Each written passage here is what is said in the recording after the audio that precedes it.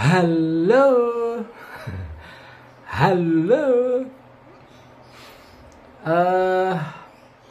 Menjelang Lebaran, ini ada cerita terkait dengan Lebaran alias Idul Fitri yang tersisa dari cerita Mbah Benu yang kebetulan sempet rame kemarin tanggal 5, 6, 7 bahkan mungkin sampai hari ini sebagian masih menjadi perbincangan di masyarakat.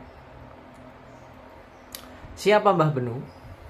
Mbah Benu adalah seorang tokoh yang memimpin sebuah kelompok jamaah yang pada hari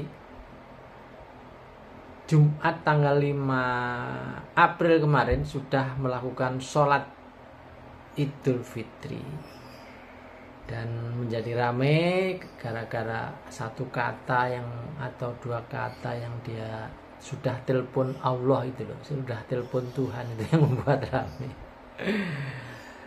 Oke ya, saya bacakan aja biar ini kebetulan ceritanya dibuat oleh seorang wartawan kawan saya, Mas Among Kurnia Ibu, supaya enak saya bacakan saja. Judulnya Lama Tak Sowan Mbah Benu, Kangen Candanya yang Dalam dan Bijaksana. Sudah lama saya tidak sowan ke kediaman Mbah Benu yang sederhana dan terbuka itu, di Giriharjo, Panggang, Gunung Kidul, yang kalau ditempuh lewat jalan Imogiri harus melewati jalan berkelok dan naik turun.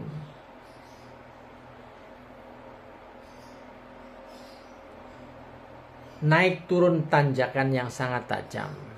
Tapi meski saat ini aspalnya sudah mulus, tapi karena kanan kirinya jurang, butuh kewaspadaan, sebab melewati jalan itu memang seperti bertaruh nyawa di sepanjang perjalanan hingga sampai di lokasi atau sampai di rumah Mbah Benu. Sangat seingat saya, sebelum badai Covid itulah saya terakhir sowan ke kediaman Mbah Benu. Maksudnya Mas Among Kurnia Ibu ini. Sebelum itu beberapa kali ke sana, kalau tak boleh disebut sering. Tidak sendiri tentu saja. Jadi biasanya Mas Among Kurnia Ibu itu kalau sowan ke Mbah Benu sering bareng dengan teman-teman. Atau sekalian menemani putranya yang lagi mudik ke Panggang. Nama putra Mbah Benu bernama Gus Harun Mahbub. Dari Jogja ke Panggang jika jalan normal ya bisa ditempuh dalam 1 jam perjalanan naik mobil. Jika santai jalannya bisa 1,5 jam. Pemandangannya indah, non jauh di sana, tapi kanan kiri jalan kebanyakan jurang yang tajam. Jadi kontur tanah di Gunung Kidul itu bebatuan dan banyak sekali jurang-jurang. Mbah Benu yang sekarang berusia 83 tahun adalah sosok yang humble dan karismatik. Berdiam di rumah yang sederhana, yang bisa didatangi siapa saja tak peduli status sosialnya. Mulai petani, tukang kayu, pedagang bakso, anak-anak muda, mahasiswa, hingga pejabat negara atau tokoh politik nasional. Itu pemandangan yang sangat biasa, bukan hanya terjadi belakangan ini, tapi sudah sejak tahun 90-an sudah begitu. Keperluan mereka datang ke tempat Mbah Benu macam-macam. Ada yang ingin mengaji, ada yang minta obat kesembuhan, ada yang minta doa, dan ada yang cuman iseng kayak saya. Maksudnya kayak Mas Ebo itu ternyata ke sana iseng. dan semuanya dilayani dengan happy. Kalau di Nusantara ini ada Wali Songo yang dijuluki sebagai ulama yang mengislamkan tanah Jawa, saya merasa tak berlebihan. Jadi Mas Ebo ini tidak berlebihan kalau menjuluki atau menyebut Mbah Benu ini yang mengislamkan Gunung Kidul. Dari tahun 70-an dia berdakwah dari satu bukit ke bukit gersang lainnya, dari bibir pantai ke bibir pantai terpencil lainnya, dari ujung hutan ke ujung hutan lainnya, hanya untuk mengenalkan agama Islam kepada masyarakat. Yang pada saat itu mungkin agama tidak begitu dikenal, apalagi ajaran Islam.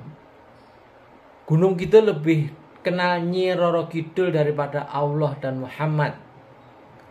Gunung Kidul pada masa itu dikuasai oleh 400 aliran kepercayaan yang sampai hari ini masih ada puluhan yang eksis. Cara menentang tradisi nyadran ke laut juga sangat cerdas. Rakyat Gunung Kidul masih banyak yang miskin dan kelaparan. Kenapa harus buang-buang makanan ke laut? Ini caranya Mbah Benu. Nyi Roro Kidul itu nggak butuh makanan. Wong dia yang ngasih makanan ikan-ikan sebanyak itu di lautan. Roro Kidul sudah kaya raya dan tidak pernah kelaparan. Jadi sesajen buah-buahan dan makanannya dibawa pulang saja, dimakan bareng dan dibagi-bagi mereka yang masih susah makan. Jangan lupa Kanjeng Roro Kidul itu juga ahli zikir, maka kalian semua juga harus sering-sering zikiran. Nggak perlu juga melarung lawon, kain kafan ke laut, karena pakaian Kanjeng Roro Kidul itu lebih lengkap, nggak pernah telanjang atau kekurangan kain. Lebih baik kain kafannya dibawa pulang. Nanti kalau ada keluarga yang meninggal dunia, kain kafan itu bisa disumbangkan. Begitu cara Mbah Benu memasukkan indoktrinasinya. Perihal lebarannya yang maju 5 hari dari pemerintah dan viral itu, bagi orang Jogja sebetulnya bukan hal aneh. Karena hampir setiap tahun jamaah Mbah Benu berbeda dengan awal puasa dan lebarannya pemerintah maupun Muhammadiyah. Hanya saja kali ini bedanya sampai 4 hari. Tahun-tahun sebelumnya paling 1 atau 2 hari. Dan era sekarang ini ada medsos yang fatalnya lagi hanya menyajikan info-info pendek dalam hitungan detik dan lepas konteks, sehingga beritanya menimbulkan kehebohan di mana-mana. Apalagi saat Mbah Benu mengucapkan kalimat telepon Gusti Allah yang sebetulnya bahasa sanepo, bahasa simbol, bahasa konteks yang bagi orang Jogja yang seneng gojekan dan plesetan pasti paham maksudnya apa. Semacam bahasa tinggi bagi orang-orang yang sudah dekat. Semacam gojekan kere, tapi sebetulnya makna sesungguhnya sudah saling dipahami. Mbah Benu sebetulnya mahasiswa kedokteran UGM. Pada tahun 1971 yang mungkin saat itu sedang KKN atau pengabdian di Gunung Kidul, Mbah Benu melihat ada yang jauh lebih parah yang terjadi di masyarakat. Status mahasiswa kedokteran ditinggalkan dan ia pun memilih berdakwah sendirian di daerah yang terpencil, gersang, riskan. Saya menyebutnya negeri batu yang berbahaya. Saya kok masih yakin kalau ada anak muda disuruh untuk berdakwah di Gunung Kidul saat ini, belum tentu mau. Jika sudah sampai lokasinya. Atau kalau toh mau, saya yakin hanya kuat beberapa bulan saja. Tapi Mbah Benu mampu bertahan bahkan sampai 30 tahun lebih di sana tanpa mengeluh, tanpa minta fasilitas, dan tanpa mengemis kepada siapapun. Jangan bayangkan tahun 70-an listrik sekarang seperti sekarang. Listrik saja mungkin baru masuk di akhir 90-an. Yang ada adalah medan yang serba susah dan serba minimalis. Tak ada akses, tak ada listrik, rawan kriminalitas, semacam pembegalan, pencurian ternak, dan semacamnya. Bahkan tradisi pulung gantung atau bunuh diri di atas pohon masih menjadi pilihan warga yang punya masalah. Buat saya, Mbah Benu punya jasa yang sangat besar mengislamkan Gunung Kidul. Bukan hanya status mahasiswa, kedokterannya yang dia tinggalkan, tapi kehidupan kota yang gemerlap dan penuh fasilitas. Dan proyek masa depan yang cerah jika menjadi dokter tak menarik lagi baginya. Menyelamatkan masyarakat dari kesyirikan lebih menantang panggilan jiwanya. Ada yang unik selama saya beberapa kali datang ke komplek Aulia atau kediaman Mbah Benu. Orang yang keluar masuk rumahnya tak berhenti. Bahkan terkadang tengah malam. Yang lucu, kadang ada ibu-ibu datang hanya karena bayinya tidak bisa tidur semalaman dan nangis terus. Minta Mbah Benu air, minta didoain, diminumkan bayinya, dan bayinya langsung diam. Kasus begitu bukan 1-2 kali terjadi. Makanya kalau banyak warga lebih percaya dan yakin dengan khasiat air putih Mbah Benu, ya wajar. Karena banyak yang sembuh dari sakitnya ketika sudah minum beberapa teguk saja. Ajaib memang, meski bagi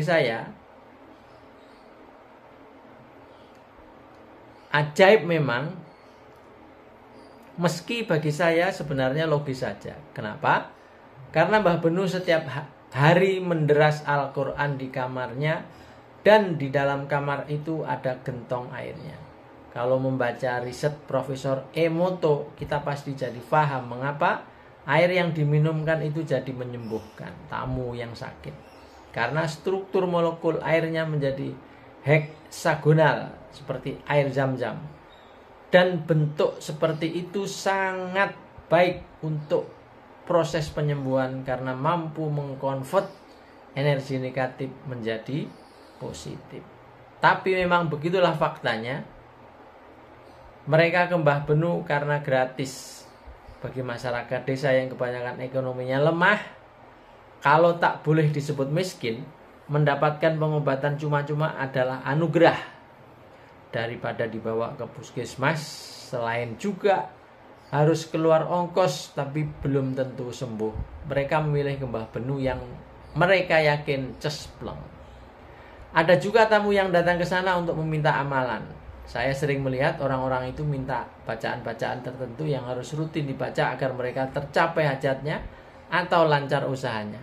Tapi ada juga yang tidak diberi meski meminta. Mbah Benu hanya memberi nasihat atau mengajak ngobrol saja. Jadi kepada setiap tamunya Mbah Benu punya perlakuan yang berbeda. Kadang ya memang hanya mengajak bercanda dan ngobrol biasa saja. Makanya saya menyebutnya unik. Selain karismatik, memahami Mbah Benu tentu saja tidak bisa cukup dari sepotong kata-katanya yang tersebar lewat TikTok atau media sosial lainnya. Terlalu menyederhanakan masalah itu namanya. Memahami Mbah Benu, jika mau lengkap, semestinya memahami jejak langkah dan perjalanannya dalam mengislamkan tanah Gunung Kidul. Dari mulai tahun 70-an hingga hari ini. Memahami lengkap sepak terjangnya akan membuat kita akan bijak saat menilainya. Lama saya tidak ke Panggang dan sowan lagi ke Mbah Benu. Semoga bisa dalam waktu dekat ini. Apalagi saya pengen mencicipi air putih dari kamar beliau yang bisa diberikan ke pasien-pasien yang mengeluh sakit. Kayak apa sih rasanya? Sebetulnya bisa minta ke putranya Harun Mahbub yang tulisannya ada di bawah ini. Tapi saya nggak percaya kalau dia yang ngambilin. Itu akan dicampur sama ludahnya apa tidak. Gak bahaya tak? Jadi Mas Ilbo ini orangnya lucu juga. Begitulah, jadi moga-moga teman-teman bisa memahami cerita lengkapnya. Dan ya begitulah kira-kira. Moga-moga Lebaran tahun ini menginspirasi kita semua, termasuk Mbah Benu yang sudah mengajak umatnya berlebaran sebelumnya. Terima kasih.